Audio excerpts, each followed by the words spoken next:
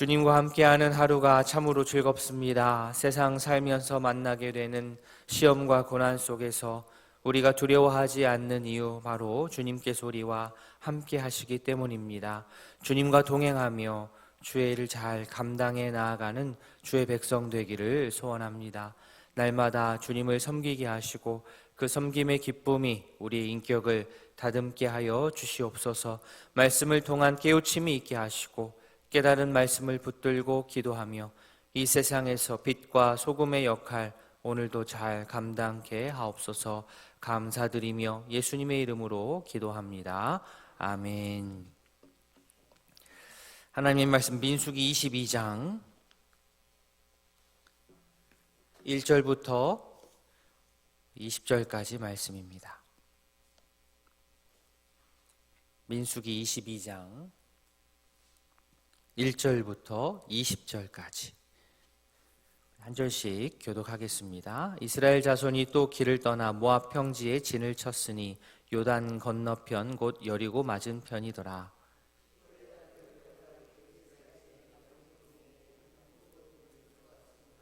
모압이 심히 두려워하였으니 이스라엘 백성이 많음으로 말미암아 모압이 이스라엘 자손 때문에 번민하더라.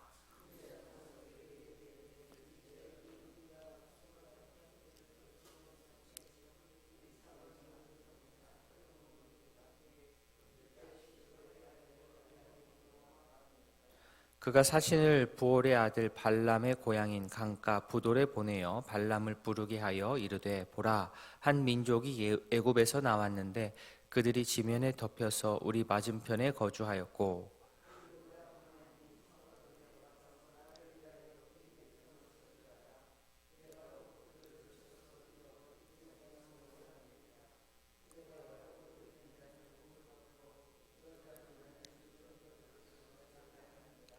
모압 장로들과 미디안 장로들이 손에 복채를 가지고 떠나 발람에게 이르러 발락의 말을 그에게 전하매,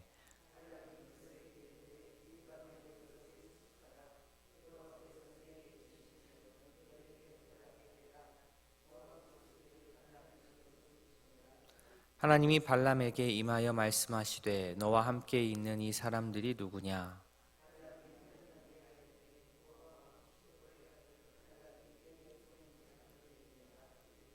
보라, 애굽에서 나온 민족이 지면에 덮였으니 이제 와서 나를 위하여 그들을 저주하라.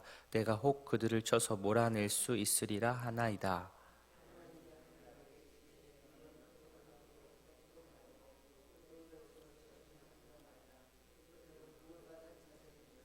발람이 아침에 일어나서 발락의 귀족들에게 이르되, 너희는 너희의 땅으로 돌아가라. 여호와께서 내가 너희와 함께 가기를 허락하지 아니하시느니라.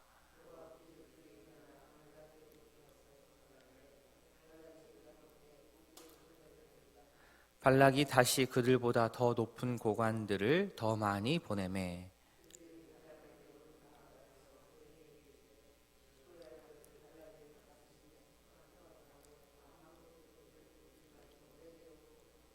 내가 그대를 높여 크게 존귀하게 하고 그대가 내게 말하는 것은 무엇이든지 시행하리니 청하건대 와서 나를 위하여 이 백성을 저주하라 하시더이다.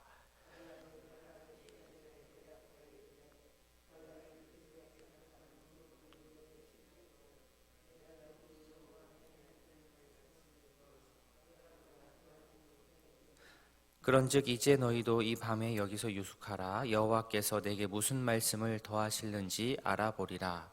밤에 하나님이 발람에게 임하여 이르시되, 그 사람들이 너를 부르러 왔거든. 일어나 함께 가라.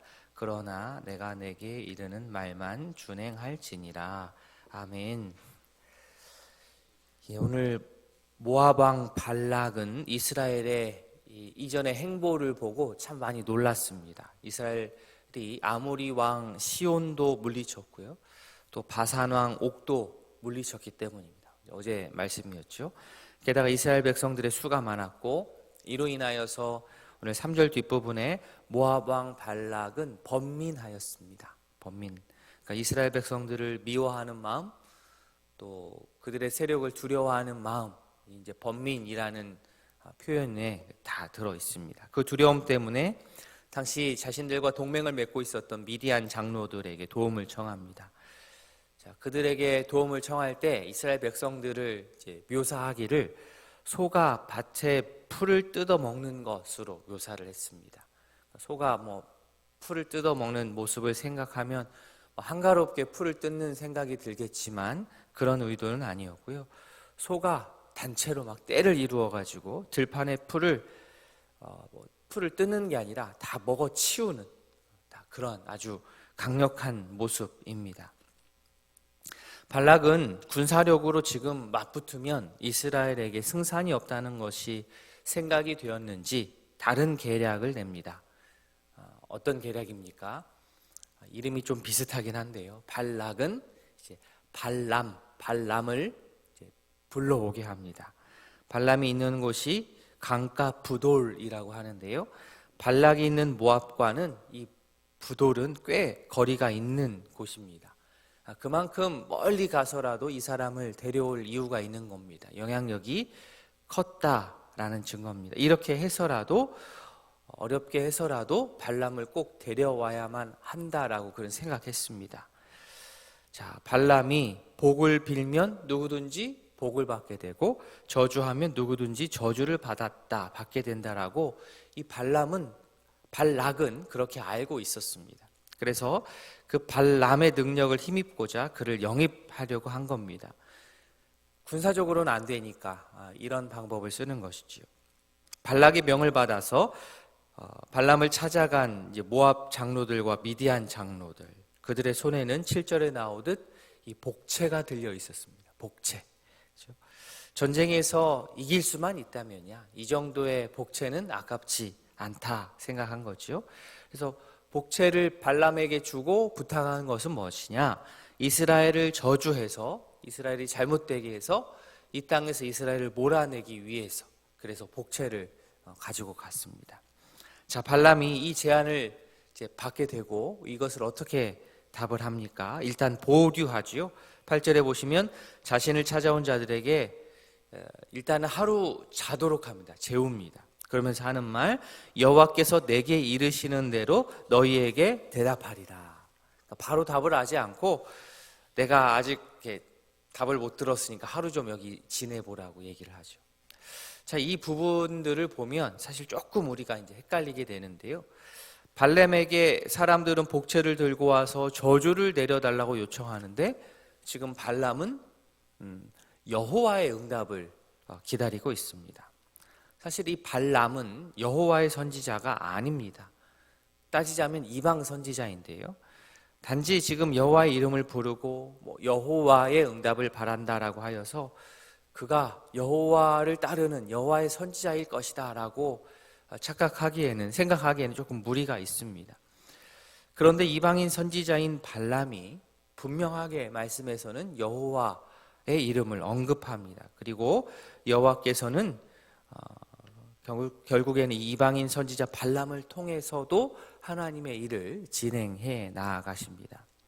자, 발람이 기대했던 것처럼 그날 저녁 여호와께서 그에게 나타나셨고 그리고 대화를 통하여서 자초지종을 묻고 답합니다. 하나님께서 몰라서가 아니라 그의 입을 통하여서 이 상황을 정리하도록 하신 것이죠. 하나님께서는 그에게 12절과 같이 그들과 함께 가지 말아라, 저주하지도 말아라, 그러면서 이스라엘은 복을 받은 자들이라 하셨고 발람은 결국 다음날 아침 복채를 들고 자신을 영입하려 온 자들의 청을 이제 거절하고 돌려보냅니다. 자, 그런데 발락은 여기서 포기하지 않고 재차 다시 한번 사람을 보냅니다. 이번에는 사절단의 규모도 늘리고 두둑한 복채보다 더 큰 제안이죠. 백지수표를 딱 제안을 합니다. 실제로 그렇게 발람을 찾아가서 제안을 했지만 발람은 18절에서처럼 거절합니다. 18절 뒷부분입니다. 내가 능히 여호와 내 하나님 말씀을 어겨 덜하거나 더하지 못하겠다 라고 이번 두 번째는 딱 잘라 거절합니다. 다시 한번 여호와의 응답을 기다리겠다고 합니다. 사실 답은 이미 나와 있는 것 아닙니까? 그런데 이렇게 다시 한번 뜸을 들이는 것 자체가 문제입니다. 하나님께서 어떤 말씀을 더하실지를 알아보겠다라는 말로 이것을 좀 뜸을 들이는 자체가 자신만의 목적을 이루는데 하나님을 내가 좀 이용하겠다라는 의도가 그 마음 가운데 들어 있는 겁니다. 그런데 일반적인 예상과 달리 하나님께서 이번에는 발람에게 그들과 함께 가지 말라라고, 첫 번째랑은 다르지요. 가지 말라라고, 가라고, 죄송합니다. 함께 가라고. 처음엔 가지 말라고 했었고, 두 번째는 함께 가라고, 가지 말라고 할 것 같은데 가라고 말씀하십니다. 단서가 하나 붙습니다. 내가 내게 이르는 말만 준행할지니라. 이 단서를 딱 주고 가도록 합니다. 그렇게 오늘 본문이 맞춰지게 됩니다. 자, 모압 왕 발락이 이를 처리하는 방식을 오늘 되짚어 보게 됩니다. 이스라엘 백성들이 밀고 들어오니까 두렵고, 또 이스라엘의 여호와 하나님이 두려웠던 그는 군사적으로 안 되겠다 싶으니 이방인 선지자를 찾았습니다. 여호와 하나님을 거부할 수 없다 생각하면 여호와 하나님을 인정하면 되는데, 받아들이면 되는데, 그 길을 택하지 않고 이 상황을 끝까지 자기 자신의 생각으로 진행하기 위하여서 복술가를 찾아간 겁니다. 게다가 빈손으로 가지 않고 많은 돈을 가지고 갑니다. 한 번도 아니고 계속해서 두 번째 또 찾아갑니다. 그런데 이방인 선지자임에도 하나님께서는 그를 하나님의 이 통제 아래 두셨습니다. 발락의 의도대로 발람이 움직여주지 않았습니다. 발람도 결국에는 하나님의 큰 그림 아래에 있는 자들일 뿐입니다.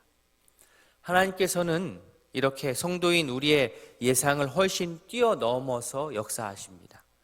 악인이 악한 일을 도모하는 것처럼 보일지라도 결국에는 하나님의 선한 뜻을 이루는데 그들도 한 축을 감당하는 것뿐입니다.